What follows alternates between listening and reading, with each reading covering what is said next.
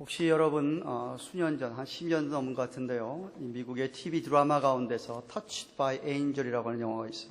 드라마가 있었어요. 매주 하는 것이었는데 보신 분이 계시는지 모르겠습니다. 언젠가 제가 설교할 때 한번 얘기한 적이 있는데 에인절에 관한 이야기이기 때문에 유심 있게 드라마를 봤습니다. 계속 보는데, 매주마다 그 시간 되면 보는데 에인절이 사람들을 어려움에서 구해주는 그런 스토리입니다. 하나님 얘기 나와요. 그리고 에인절 나오는데 계속 아무리 보아도 예수님에 대한 얘기는 안 나옵니다. 하나님에 대한 이야기라고 에인절, 천사 얘기를 하는데 예수 그리스도에 대한 이야기는 TV에서 안 나옵니다. 여러분 혹시 미국 분들하고 대화하면서 미국 사람을 전도하기 위해서 이야기를 나누는 가운데 그 경험이 있었는지 모르겠습니다. 하나님 믿느냐고 물어보면 믿는다고 얘기를 합니다. 예수 그리스도 믿느냐고 그러면 머뭇거리고 잘 이야기를 안 합니다. 하나님은 믿는데 예수님과는 거리가 먼 그런 분들이 꽤 많습니다. 여러분들에게 있어서 예수 그리스도는 도대체 어떤 분입니까? 예수 그리스도를 믿는다고 하는 사람들 가운데서도 이야기를 해보면 그가 믿고 있는 예수 그리스도가 정말 성경에서 이야기하는 예수님인지 때때로 의심이 갈 때가 있습니다. 만약 여러분이 신구약 성경 66권에서 이야기하는 예수님을 올바로 잘 알고 있고 그것을 정말 그 예수님을 정말 여러분이 믿고 있다고 한다면 여러분은 여러분의 인생의 항로에 그 배를 운행하는 항해사, 내비게이터를 그 주님으로 여긴다면 여러분의 인생의 항로는 정말 축복의 인생의 항로가 될 겁니다. 그런데 많은 분들이 예수님에 대하여서 뚜렷하게 또 분명하게 성경이 가르치는 대로 알고 있지를 않습니다. 히브리서는 신약성경 가운데서도 아주 예수님을 강하게 강조하는데 우리 예수님이 얼마나 탁월하고 preeminent, 얼마나 우월하고 superiority, 얼마나 예수님이 정말 이 생의 그 어느 누구보다도 아주 탁월하신 분인 것을 나타내주고 있는 것이 히브리서 성경입니다. 만약 여러분이 이 히브리서에서 이야기하고 있는 이런 예수님을 잘 믿고 따른다고 한다면 정말 여러분은 이 인생을 잘 헤쳐나갈 수 있고 참 복을 누리며 사는 사람일 것입니다. 히브리서 기자는 그래서 종종 예수님을 좀 생각해라, 예수님을 바라봐라 라고 하는 말을 하시는데 두 구절을 살펴봅니다. 히브리서 3장 1절입니다. 히브리서 3장 1절 스크린 보시면은 그러므로 함께 하늘의 부르심을 입은 거룩한 형제들아, 우리의 믿는 도리의 사도시며 보내심을 받은 자매, 이런 소리입니다. 대제사장이신 예수를 깊이 생각하라 라고 그랬습니다. 한번 따라 같이 하십시다. 예수를 깊이 생각하라. 또 여러분이 너무나도 잘 아는 히브리서의 12장 1절 2절에 이렇게 있습니다. 이러므로 우리에게 구름같이 둘러찬 허다한 증인들이 있으니 모든 무거운 것과 얽매이기 쉬운 죄를 벗어버리고 인내로서 우리 앞에 당한 경주를 경주하며 믿음의 주요 또 온전케 하시는 이인 예수를 바라보자 그랬습니다. 한번 따라 할까요? 예수를 바라보자. 만약 여러분이 예수님을 깊이 생각하고 예수님을 바라보고 사신다고 한다면 여러분의 험난한 인생은 너무나도 스무스하게, 비록 풍파가 있을 것이고 항해하는 항해사가 아무것도 안 만나겠습니까? 풍파를 만난다 할지라도 여러분의 삶을 주장하는 항해사가 주님이시기 때문에 여러분은 전혀 아무 염려, 근심, 걱정 없이 그렇게 이 인생을 잘 헤쳐나갈 것입니다. 히브리서라고 하는 성경책은 어느 사도가 성령의 감동으로 썼는지를 아무도 정확하게 잘 모릅니다. 성경학자들마다 사도 바울이 썼을 것이다, 누가가 썼을 것이다, 아볼로가 썼을 것이다, 아니면은 아굴로, 바나바 같은 사람이 쓰지 않았나라고들 추측들을 합니다. 근데 바울의 서신들을 보면 히브리서와는 너무나 판이한, 히브리서는 아주 특이한 문체로 쓰였기 때문에 저 개인적으로 바울이라고 생각하지는 않습니다만, 이 서신을 누가 썼는지에 대해서 아무도 확실하지 않습니다. 그래서 유명한 초대교회 교부였던 주 3세기의 오리겐이라고 하는 교부는 이렇게 말했습니다. 이 히브리서 서신을 누가 썼는지에 대해서는 하나님만 아신다라고 그랬습니다. 그런데 제목이 히브리서입니다. 원어에는 앞에 전치사가 붙어 있습니다. 프라스 히브리우스라고 써 있습니다. 히브리인들에게라고 전치사가 붙어 있습니다. 그러니까 히브리인들, 유대인들을 위하여 쓴 서신이다라는 것이 정확한 제목입니다. 그래서 제목을 알다시피 이렇게 당시에 히브리인들, 유대인 성도들이, 디아스포라된 유대인 성도들이, 특별히 로마 큰 대제국에 많은 핍박을 받고 있던 주 64년 이후에 네로 황제가 그리스도인들을 핍박할 때부터 시작을 해서 정말 예수 믿는 사람들은 많은 고난을 받았습니다. 학대를 받기도 하고요, 감옥에 갇히기도 하고요, 또 감옥에 갇혔다가 이렇게 원형 경기장에서 동물에게 찢겨 죽이기도 하고요, 인된 재산을 다 몰수히 빼앗기기도 하고 하는 그런 참 어려움을 지내던 그런 신앙생활을 하고 있던 교인들이기 때문에 히브리서 기자가 그런 교인들에게 성령의 감동으로 예수 그리스도를 올바로 알고 이 예수님을 그렇게 깊이 생각하고 바라보고 살면, 그러면 그 힘든 시간들을 잘 이겨나갈 것이 아닌가라고 해서 격려하는 서신이 히브리서입니다. 믿는 사람들 가운데 너무나 핍박이 힘들어가지고 예수 믿는 믿음을 저버리려고, 배교하려고 하는 사람들도 있었습니다. 그런 유혹도 있는 것을 알기에 더더욱이 히브리서에서는 예수님에 대해서 이야기를 하고 있습니다. 오늘 1절, 2절 상반절에 보면 히브리서가 어떻게 시작하고 있느냐 하면 하나님께서 말씀을 통하여 그 아들 예수 그리스도를 통하여서 우리에게 하나님이 하나님임을 나타내 보이셨다, 계시하셨다는 것으로 시작을 합니다. 1절, 2절 상반절 보십니다. 옛적의 선지자들로 말미암아 여러 부분과 여러 모양으로 우리 조상들에게 말씀하신 하나님이 이 모든 마지막 날에 아들로 우리에게 말씀하셨으니라고 합니다.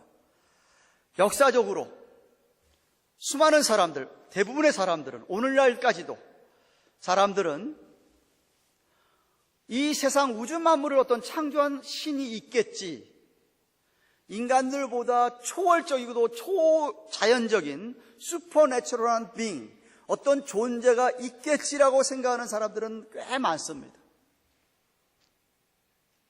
그래서 나름대로들 다들 종교를 만들어서 그 하나님, 자기들 얘기하는 신에게 자기들 나름대로 신에게 가까이 나아가고 그들 나름대로 그 신에게 접근하려고 합니다.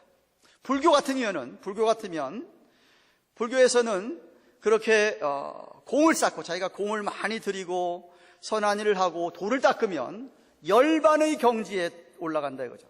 영어로 니르바나라고 하는 그 열반의 경지에 자기가 도달하면 그건 곧 자기들이 말하는 부처의 경지에, 하나님의 경지에 도달했다라고 가르치고 이야기를 합니다.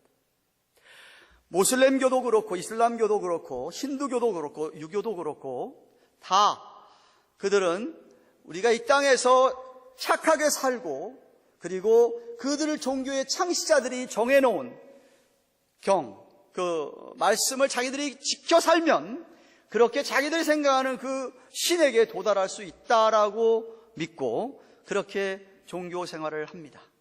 그런데 우리 크리스찬이티, 우리 기독교에서는 우리 인간은 죄인이기 때문에 우리는 아무리 노력하고 아무리 착하게 살아도 그 거룩하신 하나님께 도달할 수 없다라고 가르칩니다. 하나님은 거룩하신 분이고 우리는 죄인이기 때문에 도저히 우리가 아무리 노력하고 아무리 공을 쌓고 돌을 쌓아도 인간이 하나님에게 갈 수는 없다 이겁니다. 그래서 하나님께서 우리를 찾아와 주셨다라고 얘기를 합니다. 하나님께서, 우리 사랑의 하나님께서 그런 우리를 향하여 찾아와 주셔서 자기를 나타내 주시고 말씀으로 보여주시고 그 아들 예수 그리스도를 이 땅에 보내셔서 하나님이 하나님 되심을 계시하시고, 그리고 그 아들 예수를 믿는 자들에게 하나님께 나아가는 죄사함을 얻고 그리고 하나님의 자녀가 되고 구원을 받는 길을 제시하셨다고 우리는 이야기를 합니다. 그래서 1절에 보시면은 여러 부분과 여러 모양으로 그렇게 하나님께서 우리를 계시하셨다고 합니다. 구약 성경 39권에나 나타 있듯이 어떤 때는 하나님께서 직접 말씀하셨습니다. 직접 선지자들에게 말씀하신 적도 있고요. 또 어떤 때는 꿈을 보여주시거나 환상을 보여주셔서 말씀하신 적도 있습니다. 그게 여러 부분. 그래서 율법이라고 하는 한 방법으로 쓰시기도 하시고 이스라엘 역사를 기록하면서 역사 가운데 나타나신 하나님을 표현하시기도 하시고요. 또 예언자, 선지자를 보내서 예언자가들이 직접 선포하는 말씀 속에서 혹은 아름다운 시편, 시나 잠언서 같은 지혜로운 말씀을 주셔서 또 하나님을 나타내고 계시하시기도 하셨는데 약 1500년 동안 그렇게 걸쳐서 계시해 주셨습니다. 아담과 하와로부터 시작을 해서 노아 시대에 이르고 그다음에 모세를 거쳐서 그리고 아브라함을 거쳐서 모세를 거쳐서 다윗을 거쳐서 드디어 이스라엘 나라가 부강을 했다가 이스라엘 나라가 결국 분열하게 돼서 남과 북으로 나누어지게 되고 그리고 포로로 다 끌려가게 되고 겨우 회복됐다가 그렇게 예수님이 말하시는 때에 예수 그리스도가 이 땅에 오셔서 그 많은 하나님의 말씀을 성취해 주셨는데 이 모든 게 다 점진적으로 점진적으로 하나님을 구약의 백성들에게는 이만큼 알려주셨다고 한다면 신약의 성도들에게는 다 알려줄 수 있을 정도로 점차적으로 하나님에 대하여 예수 그리스도에 대하여 계시주신 말씀이 성경 66권입니다. 구약에 그렇게 내려오던 예수님에 대해서 말씀하신 것이 예수님에게 다 성취되어서 요한복음 5장 39절 보시면은 이 성경이 곧 내게 대하여 증거하는 것이라. 예수님이 말씀하신 성경은 구약 성경 39권을 가리키는 겁니다. 그래서 이 성경이 구약이 곧 내게 대하여 예수님에 대하여 증거하는 것이라고 말씀하셨고 또 마태복음 5장 17절을 보시면은 내가 율법이나 선지자나 피하려 온 줄로 생각하지 말라. 구약 성경을 피하려고 생각하지 말아라. 피하려 온 것이 아니고 온전하게 하려 함이로라 라고 하신 것처럼 구약 성경에서 예언되어진 메시아 곧 예수 그리스도의 탄생, 동정녀 탄생, 그 다음에 공생의 3년의 사역, 십자가의 죽으심, 부활하심, 승천하심까지 예언으로 다 성취하시고 또 승천하셔서 약속한 대로 성령님을 보내주셔서 사도들에게 마지막 남은 신약 성경 마지막 계시록까지의 성경을 기록하고 남기게 하시고 또 우리에게도 성령을 주셔서 오늘 그런 것을 깨닫게 하신 그런 모든 말씀, 계시를 완성하셨던 것이었습니다. 그래서 2절 말씀에 즉 이 모든 마지막 날에 아들로 우리에게 말씀하셨으니라고 한 것은 구약 성경에서 예언되어진 것이 성취된 것, 이 바로 이 종말의 예수님을 통해서 하나님이 우리에게 더욱더 자세히 상세히 하나님에 대하여서 계시해 주셨다는 말씀입니다. 여기 보세요. 하나님의 말씀의 중심은 예수 그리스도입니다. 구약은 1500년 동안에 걸쳐서 기록된 말씀은 오실 메시아 그리스도가 어떻게 오실 거라고 하는 설명을 쭉 해주셨습니다. 그리고 정말 그 말씀대로 신약은 예수님이 정말 오신 예수님이 3년 사역을 하셨고 그 정말 예언된 대로 정말 그렇게 십자가에 죽으셨고 예언된 대로 부활하셨고 그리고 승천하셔서 다시 오시겠다라고 하는 말씀까지가 우리 신구약 성경 전체에 계십니다. 그래서 여러분이 꼭 아셔야 될 것은 이 세계 역사, 이 구속 역사의 중심에도 예수 그리스도지만 이 온 세상 역사의 중심에는 예수 그리스도가 있음을 잊으시면 안 됩니다. 그래서 안 믿는 사람들도 오늘날 캘린더를 Before Christ 기원 전이라고 하는 예수님 오시기 전이라고 하는 BC를 사용하고 예수님 오신 다음부터는 AD 안노 도미네 예수님이 오신 후라고 하는 라틴어입니다. 예수님이 오신 후라고 하는 달력이 쫙 갈렸듯이 이 세상 역사의 중심에도 예수 그리스도고 신구약 성경 구속 역사의 중심에도 우리 예수 그리스도가 있습니다. 그래서 오늘 본문은 히브리서 기자가 이 아들 예수 그리스도가 얼마나 탁월한지, 얼마나 우월한지 7가지로 2절 하반절부터 3절까지 설명을 하고 있습니다. 7가지 설명하고 있습니다. 첫째는 2절에 보시면 하나님께서 예수 그리스도를 만유의 후사로 주셨다라고 합니다. 2절 거기 보시면은 이 아들을 만유의 후사로 세우셨다라고 합니다. 만유의 후사란 뜻이 뭐냐 하면, 후사라고 하는 건 상속자 이런 뜻입니다. 이 세상 모든 만물을 다 받으신 분이 예수 그리스도라는 말씀입니다. 이것은 이미 시편 2편 8절에서 하나님께서 만왕의 왕으로 그 아들을 하나 세우시고 그 아들에게 이렇게 약속하셨습니다. 내가 열방을, all nations, 열방을 그에게 유업으로 주리니 너의 소유가, 메시아의 소유가 땅끝까지 이르리로다 하고 하신 말씀의 성취입니다. 골로새 1장 16절에서는 만물이 그를 위해서, 예수님을 위해서 이 세상 온 만물이 창조되었다라고 했고, 지난주에 살펴본 로마서 11장 36절에 있는 것처럼 만물이 주에게서 나오고 주로 말미암고 주위로 돌아간다라고 하신 그 말씀에도 정말 우리 예수님이 이 온 세상 만물의 소유주, 주인, 진정한 주인됨을 가르치고 있는데 여러분이 그렇게 믿으시기를 축원합니다. 둘째로 2절 또 보시면은 예수 그리스도께서 모든 세계를 창조했다라고 이야기를 하고 있습니다. 2절을 보시면은 모든 세계를 지으셨느니라, 저로 말미암아 모든 세계를 지으셨다라고 이야기를 하고 있습니다. 요한복음 1장 3절에도 만물이 그로 말미암아 지은 바 되었으니, 만물이 그로 말미암아 지은 바 되었으니, 예수님입니다. 지은 것이 하나도 예수님 없이, 그가 없이는 된 것이 없느니라고 합니다. 물론 창세기 1장에, 제가 세가족반에 오시는 분들한테 늘 교리 공부하면서 가르칩니다마는, 창세기 1장에 보면은 하나님이 태초에 세상을 창조하시니라, 27, 28절에 보시면 하나님이 우리의 모양대로 우리가 사람을 만들고 한 것처럼 성부, 성자, 성령 세 분의 하나님께서 같이 함께 천지를 창조하시고 인간을 다 창조하셨습니다. 오늘 본문이 강조하는 것은 삼위 가운데 한 분이 예수님께서 정말 그 창조 사역에 실제로 처음서부터 인벌브 하신 것을 말씀하신 겁니다. 이 온 우주에 있는 모든 만물, 시간, 공간, 물질, 에너지 할 것 없이 모든 것은 다 예수님께서 창조하셨기 때문에 예수님이 다 알고 계시고, 자기가 만들었기 때문에 다 알고 계시고, 그리고 예수님이 이 모든 만물의 책임을 지시는 분이 예수님이시라는 말씀입니다. 셋째는 3절에 보시면 예수 그리스도는 하나님의 영광의 광채라고 이야기합니다. 이는 하나님의 영광의 광채시오 라고 했어요. 여기 광채, 레디언스라고 하는 말은 빛을 비추다, 빛을 나타내다, 이런 소리입니다. 빛이 거기에 빛을 이렇게 우리에게 보내는 것을 레디언스라고, 광채라고 얘기했습니다. 그러니까 만약 우리 주님이 오시지 않으셨다라고 한다면 우리는 하나님을 알지도 못하고 하나님의 영광을 알지도 못하고 어두운 가운데서 그냥 살아갈 수밖에 없었던 것입니다. 그런데 예수님께서 빛으로, 하나님 영광의 광채로 우리에게 비추어 주시고 알게 하셔서 요한복음 8장 12절에 예수님께서 나는 세상의 빛이니 나를 따르는 자는 어둠에 다니지 아니하고 영광의 빛을 얻으리라, 생명의 빛을 얻으리라 그랬습니다.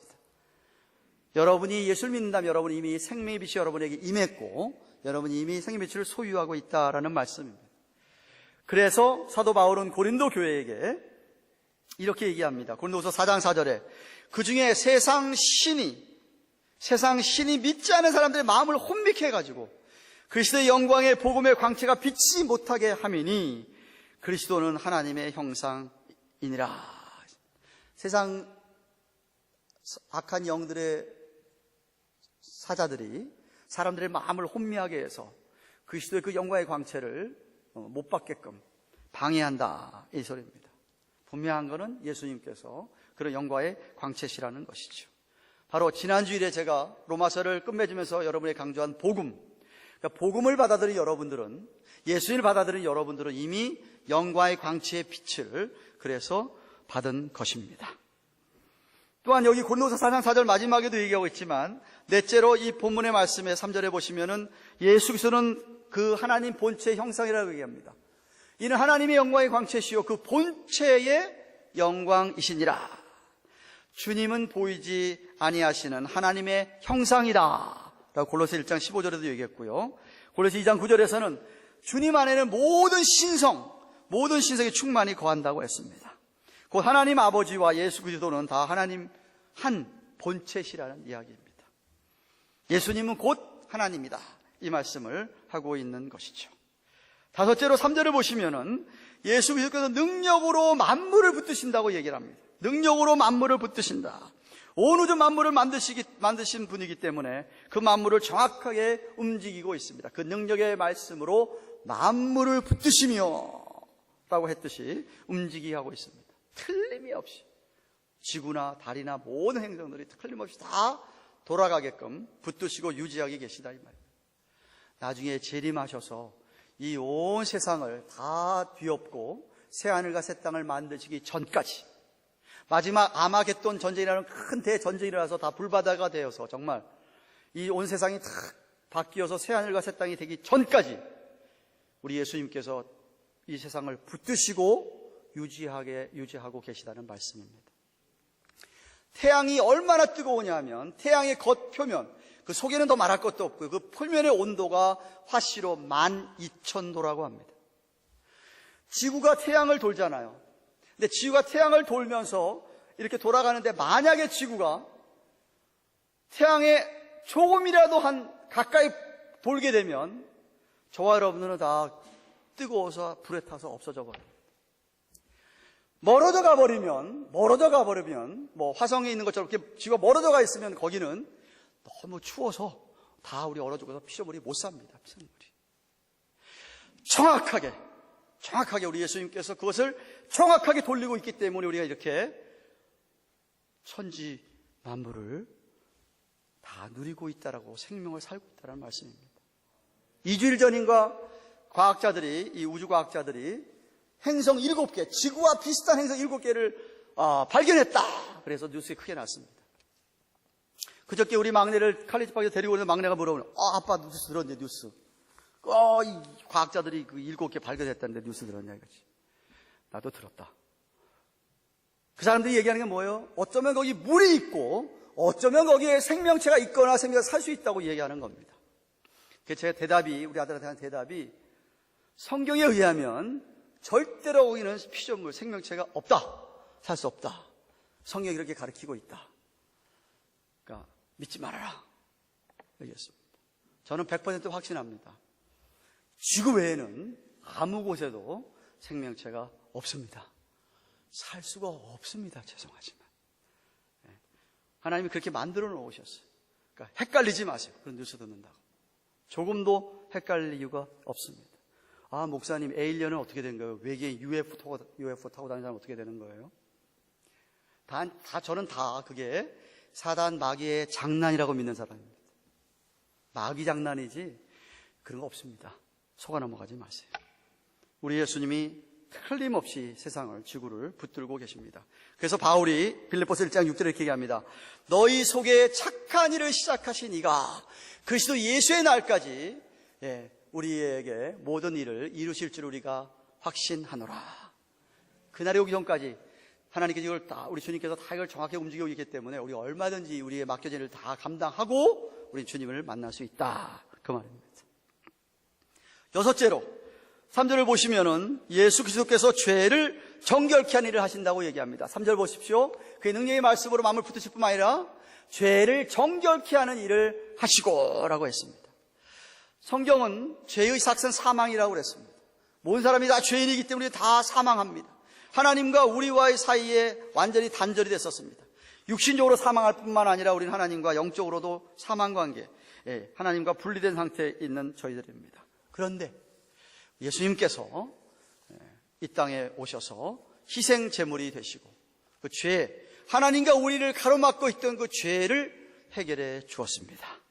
십자가에 돌아가셔서 저와 여러분의 죄를, 어제 지은 죄, 오늘 짓는 죄, 내일까지 짓는 죄, 모든 죄의 형벌, 죄의 대가를 주님이 십자가에 한꺼번에 단번에, 히브리서에서 그걸 강조합니다. 단번에 십자가에서 치러 주셨기 때문에 우리는 믿기만 하면 구원을 받는 겁니다.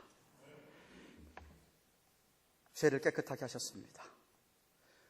죄만 깨끗한 게 아니라 죄를 없애주시면서 우리가 이 땅에서 거룩하게 살 수 있도록 해주셔서 주님을 섬기며 의롭게 거룩하게 살게 해주셨습니다. 히브리서 9장 14절입니다. 영원하신 성령으로 말미암는 흠없는 자기를 하나님께 드린 그리스도의 피가 어찌 너희 양심으로 죽은 행실에서 깨끗하게 하고 살아계신 하나님을 섬기지 못하겠느냐. 그 피가, 그 보혈이 우리를 깨끗하게 하고 그리고 우리를 살아계신 하나님을 섬기도록 하게 했다라는 말씀입니다. 마지막 7번째로 예수 그리스도는 높은 곳 지존하신 위엄의 하나님 우편에, 보좌 우편에 앉아 계십니다. 3절 마지막에 높은 곳에 계신 위엄의 우편에 앉으셨느니라. 예수님이 앉아 계시다고 얘기를 합니다. 우리 사도신경으로 매주일마다 고백하는 것처럼 우리 예수님은 승천하셔서 하나님 보좌 우편에 앉아 계신데 그 의미가 뭐냐 하면 하나님 보좌 우편에 앉았다는 이야기는 하나님의 영예, 하나님의 영광, 그것과 동일한 것을 뜻하는 것입니다. 그래서 온 세상 모든 입이 예수님을 주라고 고백하게 될 것이라고 빌립보서 2장 11절에 이야기하고 있고, 또 하나님 보좌 우편에 앉았다는 얘기는 하나님의 권세, 마태복음 28장 18절에 마지막 지상 대사명을 주시기 전에 예수께서 나와 일러 가라사대 하늘과 땅의 모든 권세를 내게 주셨으니, 예수님께서 말씀하시는 겁니다. 하나님이 예수님께 모든 이 땅의 권세를 다 예수님에게 주었다. 그래서 이 세상 모든 사람의 권세 위에 있으셔서 베드로전서 3장 22절에는 이렇게 얘기합니다. 저는 하늘에 오르사 하나님 우편에 계시니 천사들과 권세들과 능력들이 저에게 순복하느니라. 다 순복할 수 없다. 모든 피조물이 예수님의 권세 아래 꼬박 굴복할 수밖에 없다, 이 말입니다. 또 하나님 보좌 우편에 앉았다는 또 다른 의미는 로마서 8장 34절에 의하면 우리를 위하여 중보 기도하고 계심을 가리킵니다. 로마서 8장 34절에 누가 정죄하리요? 죽으실 뿐 아니라 살아나신 이는 그리스도 예수시니 그는 하나님 우편에 계신 자요 우리를 위하여 간구하시는 자신이라 그랬습니다. 하나님 보좌 우편에 앉은 이유는 뭐냐? 우리를 위해서 하나님께 간구하기 위해서라고 했습니다. 여러분, 이 7가지는 여러분이 예수 그리스도가 메시아라고 믿는다고 한다면, 예수님이 그리스도라고 믿는다고 한다면 메시아의 직분이었던 그분은 대제사장, 대선지자, 만왕의 왕이라고 하는 세 직분과 다 연관이 있는 7가지입니다. 말씀하시고 권세를 가지시고 왕으로서 제사장으로 당신이 몸으로 중보자로 죽으셨고, 그래서 여러분께서 이 7가지만 예수님에 대해 잘 알고 있으셔도 여러분이 신앙생활을 진짜 확실하게 잘할 수가 있습니다. 사랑하는 가든교회 교우 여러분, 여러분이 정말 믿고 있는 예수님은 오늘 지금 이 히브리서 성경이 우리에게 얘기하는 것처럼 그렇게 우리 예수님이 탁월하고 우월하신 분이십니까? 말씀이 육신이 되어서 우리 가운데 거하시는 참빛, 은혜와 진리가 충만하신 주님이 정말 여러분의 주, the Lord, Master, 여러분의 삶의 주인이시며 여러분의 구세주, 죄를 위해서 피 흘려 돌아가 주신, 구원해 주신 구세주로 여러분이 정말 믿으십니까? 왕으로서 감히 누가 만왕의 왕의 권세에 대항을 하겠습니까? 여러분이 정말 예수님이 왕이라고 한다면 그 왕 대신 예수님 앞에 여러분이 정말 굴복하고 사시는지, 이러한 어마어마한 주님께서 저와 여러분과 영원히 함께 하시겠다고 성경은 약속을 했고, 저는 믿기로 이 시간도 물론이지만 여러분과 늘 함께 해주시는 주님이신 줄로 믿습니다. 그렇다면 정말 여러분이 이 주님을 정말 그렇게 믿는다고 한다면 여러분이 이 험한 인생길에서 어떤 고난과 역경이 닥친다 하더라도 여러분은 낙망하고 절망하면서 넘어질 수가 없습니다. 그 주님을 안 친다고 한다면, 그 주님을 믿는다고 한다면 여러분은 그래서는 안 됩니다. 그럴 수도 없고요. 만약 힘들어서 정말 쓰러지고 싶고 절망하고 싶고 낙마하고 싶을 때마다 여러분이 그래서 이 예수님을 깊이 생각하고 여러분이 예수님을 바라보아야만 합니다. 그러면 얼마든지 우리는 일어났을 수 있고 주님과 함께 정말 축복의 인생을 살아갈 수가 있습니다. 여러분의 인생의 항해사를 예수님으로, 그런 예수님으로 놓고 그런 예수님을 전폭적으로 의지하고 사신다면, 지난 수요일날 계시록 12장 14절 강의하면서 얘기했지만 여러분이 좀 어렵다고 느낄 때마다도 우리 주님께서 독수리의 두 날개를 여러분을 업으셔가지고 하늘로 비상하게 하시는 분이 우리 예수님이십니다. 그림을 하나 보여드리겠습니다. 독일의 무명 화가가 그린 판화에 저렇게 그렸습니다. 제가 언젠가 한 10여 년 전에 저 판화에 그 독일의 무명 화가가 그린 저 판화에 아마 자기가 그 예수님의 십자가에 못 박고 있는 걸 자기가 이렇게 안고 있다고 생각을 하고 저런 그림을 그렸는지 모르겠는데 그 밑에 나와 있는 글을 독일어인데 제가 우리말로 번역한 것을 여러분에게 읽어드리겠습니다. 헐이라고 하는 헤르라고 독일어를 아시는 분은 아시겠지만 헤르라고 하는 것은 영어의 미스터 그런 뜻입니다. 그 글이 이런 글입니다. 한 외로운 사람의 생애. 여기 한 외로운 사람의 삶이 있습니다. 그는 가난한 시골, 이름도 알려지지 않은 작은 마을, 이름 없는 여인에게서 태어났습니다. 그는 30세가 될 때까지 아버지의 목수 일을 돕고 살았습니다. 그는 가정을 이루지도 않았고 자신의 가족을 거느리지도 않았습니다. 그는 한 권의 책을 쓴 일도 없고 사무실도 가진 적이 없습니다. 그는 대학에서 공부한 일도 없고 화려한 큰 도시에서 자기 비즈니스를 한 적도 없습니다. 그는 자신이 태어난 곳으로부터 200마일 이상 여행해 본 적도 없습니다. 그는 세상이 말하는 위인이나 영웅들이 이루어놓은 그런 일을 하나도 하지 않았습니다. 그는 가난하고 병들고 비천한 사람들과 함께 친구가 되어 살았습니다. 그는 자기 자신밖에는 아무도 의지할 사람이 없었습니다. 젊은 나이에 30세에 종교 틀에 부딪히게 되어서 괴로움을 당하게 되자 그를 따르던 친구들도 나중에는 모두 도망가 버렸습니다. 그들 중 하나는 그를 배반하여 원수들의 손에 그를 돈을 받고 넘겨주었습니다. 결국 그는 굴욕적인 심판대 위에 섰습니다. 마침내 두 강도가 처형될 때 그는 그들 사이에서 두 손에 못 박혀 십자가에 달렸습니다. 그 처형되는 그 시간, 이 땅에 살면서 몸에 지녔던 유일한 소유물까지 처형자들의 도박감으로 넘겨졌습니다. 그것은 그의 유일한 겉옷이었습니다. 그의 시체는 그를 동정하고 사랑했던 사람의 무덤에 묻혔습니다. 그러나 죽음은 그를 차지하지 못했습니다. 그가 처형되어서 죽은 지 2000여 년이 지난 오늘 그는 인류의 중심이 되었고 모든 문화 문명의 진보의 선두에 서 있습니다. 인류가 생겨난 이래 모든 육해 공군의 군대를 다 합한다 할지라도 인류 역사의 모든 왕들의 권세를 다 합한다 할지라도 모든 국회의원의 권력을 다 합한다 할지라도 이 한 사람의 고독한 생애가 끼친 영향을 넘보지 못합니다. 그는 한 권의 저서도 남기지 않았지만 세계 모든 도서관마다 그에 관하여 책들은 다 보관할 수 없을 만큼 많이 쏟아져 나오고 있습니다. 그는 작곡해 본 일이 없지만 세계의 작곡가들의 주제가 되었습니다.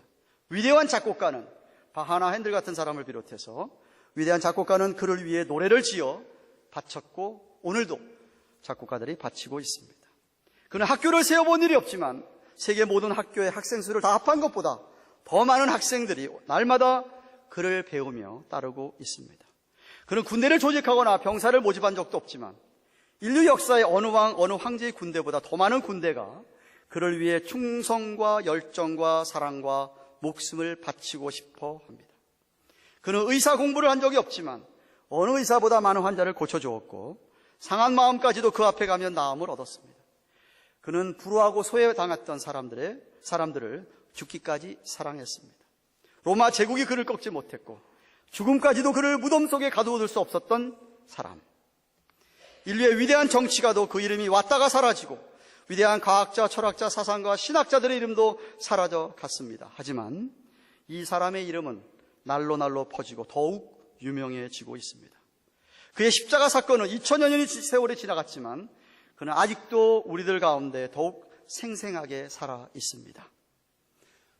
사람이지만 하나님이지만 사람이었던, 완전한 사람이자 완전한 하나님이었던 그는 곧 예수 그리스도입니다.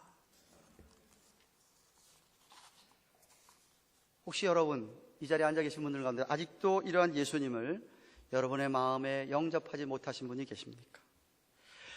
이 시간 마음문을 열고 영접하시기를 축원합니다. 놀라운 은혜와 축복이 임할 것입니다. 예수님께서 마태복음 11장 28절에 23절 30절에 이렇게 얘기합니다. 수고하고 무거운 짐진 자들아 다 내게로 오라. 내가 너희를 쉬게 하리라. 나는 마음이 온유하고 겸손하니 나의 멍에를 메고 내게 배우라. 그러면 너의 마음이 쉼을 얻으리니 이는 내 멍에는 쉽고 내 짐은 가벼움이라고 하였습니다. 이미 예수 그리스도를 마음에 영접하시고 주님으로 모시고 사시는 여러분들, 이런 탁월한 주님, 이런 주님과 함께 사시는데 왜 자꾸 여러분이 진 멍에는 너무 어렵고 내 짐은 왜 그렇게 무거우냐라고 생각하시는 분이 계십니까? 이유가 뭔지 아십니까? 29절 말씀 보세요. 주님의 멍에를 메고 내게 배우라. 그러면 너의 마음이 쉼을 얻는다고 했는데 여러분이 주님의 멍에를 메지 않고 배우지를 않아서 그렇습니다. 신앙생활이 왜 힘듭니까? 이유는 거기 있습니다. 주님께서 지신 고난의 십자가를 나도 지고 내가 그 주님을 배우고 사신다고 한다면 멍에가 결코 어렵지도 않고 짐이 무겁지 않습니다. 배우셔야 됩니다. 십자가를 내가 지고 여러분이 배우시면 됩니다. 오늘 7가지를 가르쳐드렸습니다. 2절 하반절부터 3절까지 있는 짧은 구절 속에 우리 예수님이 누구신가를 가르쳐주는 7가지만 가르쳐드렸습니다. 그 7가지를 여러분이 정말 깊이 묵상하고 그 주님을 정말 여러분이 믿는다고 한다면 정말 그 주님이 여러분과 함께 하시는데 얼마나 행복한 삶이겠습니까? 우리 예수 믿는 사람은 그렇게 신앙생활하는 거예요. 멍에가 쉬워지고 짐이 가벼워지게 되어 있습니다. 그러한 신앙생활을 하는 저 여러분 되기를 주님의 이름으로 축원합니다. 기도하십시오.